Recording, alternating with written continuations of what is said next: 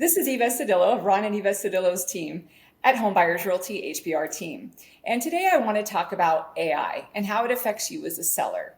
And we know that AI is fabulous. We know that it's just got so much potential, and we know it's super smart, but it hasn't walked your home to compare it to what the other houses it's pulling from and the algorithms, how they're reading. In other words, there's no way for AI to know that you upgraded your kitchen or you added a casita to your home or any of those features that would add value. So if we're just looking at AI, if we're just looking at algorithms in Zillow or what other real estate platforms are out there that tell you what your house is worth, without an actual agent walking it, you have the potential to A, leave money on the table, or B, overprice your house and leave it for stagnant for so long, which will eventually still mean that you're losing money.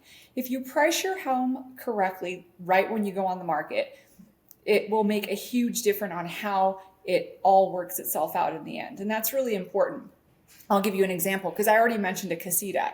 I have a client that bought a home. It's a newer home a couple of years ago and is ready to move on. Their family's growing. They want to move on.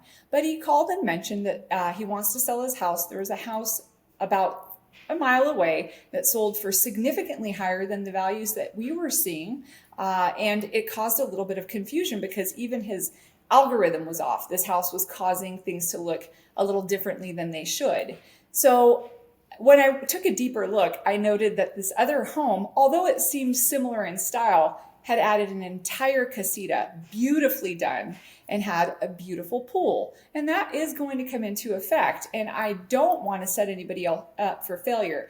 I'm not wanting to discount the house and price it lower than market value, but we have to pay close attention to what we're comparing to and why. I absolutely want, when we're ready to sell, to have the right expectation for the seller. And so that way we can move on to our next home. And this is Eva Cedillo with HBR team. Sell your home and sleep well on your pillow when you call